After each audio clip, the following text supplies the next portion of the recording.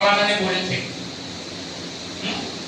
असलम भाई ने बोले थे, अरे भाई बोले थे तो तुमने कुछ गलती की है? वो जो कुरान की आयत बता रहे थे तो उसको तुम घर जाके देखे क्या कि बस सुने हाँ ठीक है? अब बोलते रहते हो, उनका काम है ऐसा बोलने।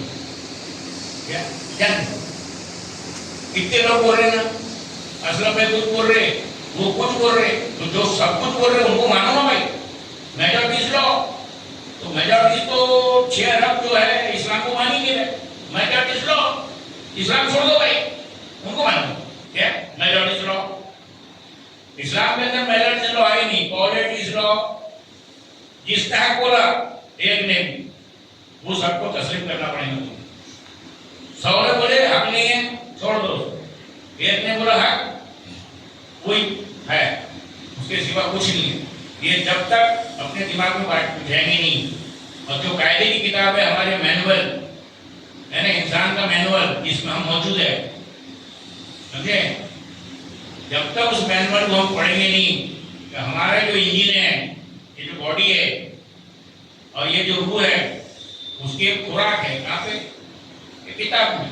अल्लाह कहता है इसके अंदर किसकी सिफा है? वो इसके अंदर किसकी सिफा है?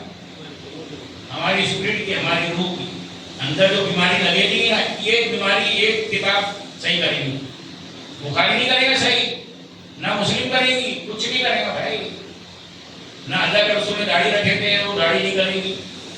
ऊंचा पैजामा पहने थे, तुम पहनते घूमो, वो भी नहीं होगा। जब तक ये बोली पिएगी नहीं, जब तक ये काम होने वाला, तो जब तक हमारे दिमाग में बात आएगी नहीं, जब तक हम कुरान में जो तहरीर हुई है। तो आज एक दबोदबाव करता हूँ, वक्त हो रहा है, एक सिर्फ सूरह यूसुफ पे गौर करो। अब वो लब्बे दबाव देखो, जो अल्लाह कहता वो देखो, और जो मुल्ला ने करा वो देखो। कमाल की बात। वो आपकी ताबीर कब हुई सच? तो कहते कि बाद में हुई सच। कब हुई थी सच? जब याकूब गए थे उनके महल में जा। कुरान पढ़, वो जो ख्वाब दिखाया गया था यूसुफ को, उसकी ताबीर किसने बताया था? कुरान क्या बोलता है? याकूब अलैहिस्सलाम ने बताया। अब मौलाना क्या बोलता है कि यूसुफ अलैहिस्सलाम से सच साबित हुआ। इतना कॉन्ट्रडिक्शन, ठीक है? फिर वो कमीज आई, आंखों में बिना गया है, मैंने नौजी बिल्ला, इन्होंने याकूब अलैहिस्सलाम को अंधा बनाया है। अब उस आयत को देखो क्या किया बात। वो कमीज रखकर सुनकर उनको अपने बेटे की याद आई। इस बेटे को बशारत दी दोनों ने कि अल्लाह ने तेरे से काम लेना है, एक अजीम, और तू ये करेगा। कब साथ साबित हुई वो? जब उनको वजीर खजाना बनाया गया। किस मुतालबे पे? खुद के मुतालबे पे। यूसुफ अलैहिस्सलाम खुद ने बोले कि मेरे को यह होगा दे दो, खजानची का, फाइनेंस मिनिस्टर, मैं इसका मानदार हूँ, मैं इसको सही लागू कर सकता हूँ। और मौलाना क्या बोलते, दीन जो है सियासत के हिस्से नहीं है, और यूसुफ अलैहिस्सलाम खुद ही सियासत में थे। जाओ भाई, दो मेरे को, मैं करूँगा इंसाफ। जब ये इंसाफ जाहिर हुआ सरजमीन पे, मिस्र की सरजमीन पे, तो आजू बाजू के लोग आते थे ना गांव से, बड़े बड़े शहरों में। तो इंसाफ पे जब डंके बजे किसके? यूसुफ अलैहिस्सलाम। तो डंका सुनकर कौन पहुंचा उधर? उनके भाई। 2 नंबर अनाज का गद्दा लेने गए हैं। अनाज का गद्दे का कहीं अरबी में है नहीं, अनाज बना गद्दा बोलना है। ये इन्होंने एक स्टोरी बनाई, और फिर ऐसी स्टोरी बनाई उन्होंने यूसुफ अलैहिस्सलाम की शख्सियत पे पाबंद डाल दी कि जानबूझ के उनके अंदर रखते थे प्याला, और फिर बोले हमारा प्याला क्या है, चलो ढूंढो ढूंढो ढूंढो। फिर मीरा बीच में से उनके छोटे भाई उसको पैक कर। यही स्टोरी है ना, आपके पढ़ो है, पढ़ो है, और रूट वर्ड से तर्जुमा करो, सब झूठ, पूरी स्टोरी करो, समझे? इसीलिए मैं कहता हूँ कि आप कुरान को पढ़ो अल्लाह की समझ से, कि अल्लाह क्या बोल रहा है। उसको समझने के लिए अगर नहबत नहीं आती आपको, تو لینگویج کی ڈکشنری دے لو. یہ لغت القرآن مت لو. یہ فطرت القرآن ہے. قرآن کے اندر انہوں نے فتنہ ڈال دی ہے, اجمائش. فتنہ کس کو بولتے ہیں؟ اجمائش. اردو میں فتنہ کچھ اور بولتے ہیں, عربی میں کچھ اور بولتے ہیں. میں عربی کا فتنہ بول رہا ہوں. کیا یہ اجمائش میں ڈال دے گا تم کو. کون سا قرآن؟ لغت القرآن کی جو ڈکشنری ہے جنہوں نے خود بنائی ہے, جو ڈکشنری گرامر کی نہیں ہے. یہ 407 بار ڈکشنری وجود میں آئی ہے, پرٹیکولر ایک آدمی کی سوچ نے پیدا کی ہے. سمجھے گیا؟ اور آج تک وہ چلی آ رہی. اور یہ ٹکراؤ, گرامر کا ٹکراؤ اس دور سے چل رہا ہے جب یہ گرامر بنا تھا لغت القرآن. اس دور کے بھی جو علماء تھے اس لغت القرآن کو بولتے تھے یہ فتنہ ہے, یہ ترجمہ نہیں ہے قرآن کا ٹھیک. یہ قصے کہانیوں کو ثابت کرنے کے لیے انہوں نے بنایا. یہ بنی اسرائیل کی روایت کو سچ ثابت کرنے کے لیے انہوں نے یہ بنائے ہیں. کس دور میں بات اٹھی تھی؟ جس دور میں لغت القرآن, سمجھے, نام سنیں گے گھبرائے ہیں کیا کہ کس کس علماء نے اس دور میں اس لغت القرآن کی مخالفت کی, جس کو آپ ایتھنٹک سمجھ رہا ہے. انہوں نے کہا کہ بھائی یہ غلط ہے, یہ فتنہ ہے, یہ کیا. تو جب جاؤ نا تو پتہ چلے. اسی لیے ہم بار بار کہتے ہیں کہ آپ کتاب کا مطالعہ کریے, اسی کتاب سے ہمارا فیصلہ ہونے والا ہے. اس کتاب میں جو اللہ بول رہا ہے اس پہ غور و فکر کرو, اس کو سمجھو.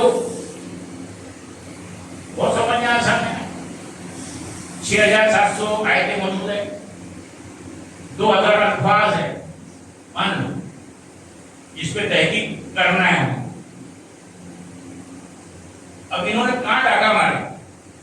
اصل جہاں بھی موضوع نبی کا موضوع ہے وہاں پڑھ لو. ترجمہ جہاں نبی کے واقعات ہیں نصیحت کے طور پہ وہاں نے تحریک کر انہوں نے. اور جہاں نبی کا موضوع ہے, یہ نبی کو موضوع ملا, جب آیت پڑھیں گے عربی کی نہیں ملی. یہ کیا بولتے تھے؟ ملا. یہ کہاں سے آیا؟ یہ بنی اسرائیل کے روایتوں کے اندر چمتکار کو نمسکار ہے, اور اسلام چمتکار کو نمسکار ہے ہی نہیں. اسلام تصدیق کرنا ہے, جو غلط بات تھی اس کو سدھارنا ہے. تو اللہ کے رسول نے کیا کرے؟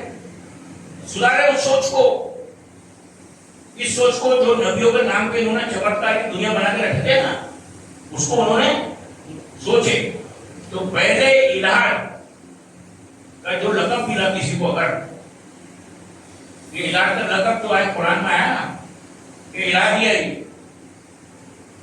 ناستی ہے, ایتھیس ہے, یہ کس کو ملا دنیا میں سب سے پہلے لقب؟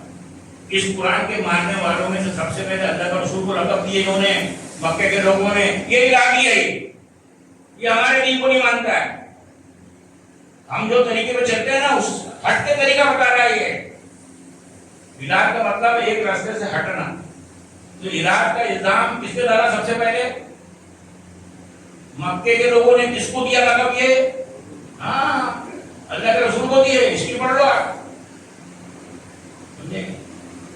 تو آج ہم الہاد کا کہتے ہیں جس کو وہ سکھا, یہ الہادی ہے, یہ مرید بن گیا, یہ ناستک ہو گیا, یہ ہو گیا.